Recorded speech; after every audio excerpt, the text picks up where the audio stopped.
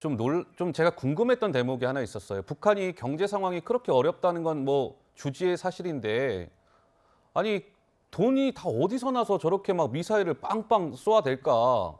전 그게 의문이었는데요. 한번 보시죠.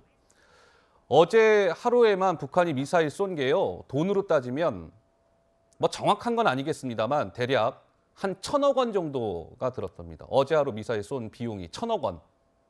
북한이 이번에 발사한 미사일은 한 발에 200에서 300만 달러 정도다. 총 5천만에서 7,500만 달러 지출이 추정된다. 북한의 1년간 쌀 수입할 돈을 다 날린 거예요. 어제 하루 동안 미사일 비용이 1,000억 원. 우리 김용호 의원? 예.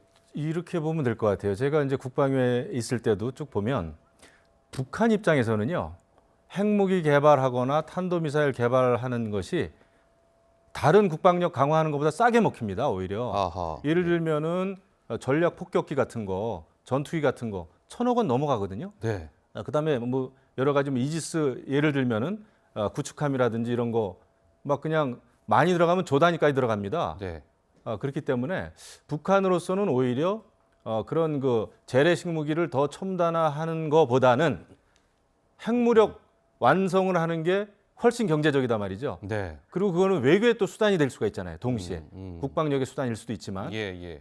협상력을 끌어올리고 그렇기 때문에 지금 많은 돈이 들어가지만은 북한으로서는 오히려 저것이 살 길이다 생각을 하는 것 같고 네. 그다음에 지금 장거리, 중거리, 뭐 단거리 지금 막 뭐 섞어 쏘는데 종류별로 다 쏴요. 예. 이제는 아마 북한이 저런 무기들을 실전 배치에 들어가기 직전에 나타난 모습이 아닌가 생각이 됩니다. 예. 어차피 핵무기도 이제 선제 공격할 수 있는 것을 법제화했고 예. 그렇다면은 이제 단거리, 중거리 모든 그 정말 섞어 쏘기 할 수 있는 예. 실전에 필요한 그런 무기들을 실전 배치에 앞선 그런 그 훈련을 하는 것이다 이런 생각이 좀 듭니다. 그런데 또 약간 놀라운 거는요, 시청자 여러분. 저렇게 어제부터 오늘까지 엄청나게 지금 도발을 하잖아요, 북한이.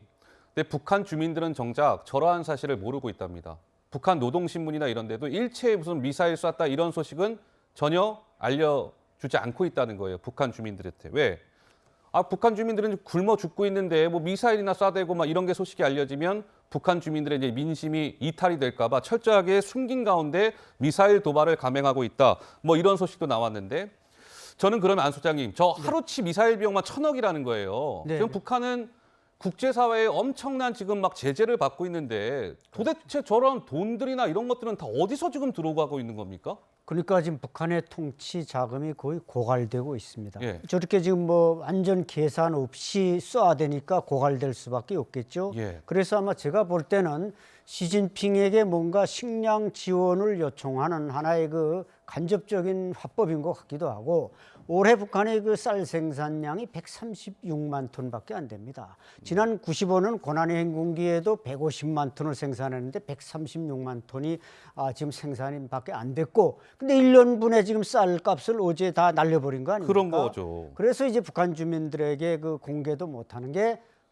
잘못하면 이게 폭동이 일어날 수 있고 뭐 배고픈 사람들이 무슨 지신들 못하겠습니까? 예. 따라서 제가 볼 때는 김정은은 그 이성을 잃은 것 같고 어허. 그런 방법으로 중국에게 팔을 벌려서 손을 벌려서 좀 옥수수라도 달라 뭐 이런 이제 하나의 제스처도 도발의 하나의 목적이 아닌가 이런 생각도 듭니다. 그러게요. 그래서 저는 한편으로 그런 생각도 해봤어요. 뭐 미국이나 우리도 뭐 독자 제재도 하고 하는데 혹시 이게 제재에 조금 구멍이 뚫린 건 없을까? 그렇기 때문에 북한이 저렇게 막 겁없이 미사일을 쏘는 건 아닐까? 좀 더 촘촘하게 제재망을 좀 가져가야 되지 않을까? 뭐 이런 생각도 해봤는데요.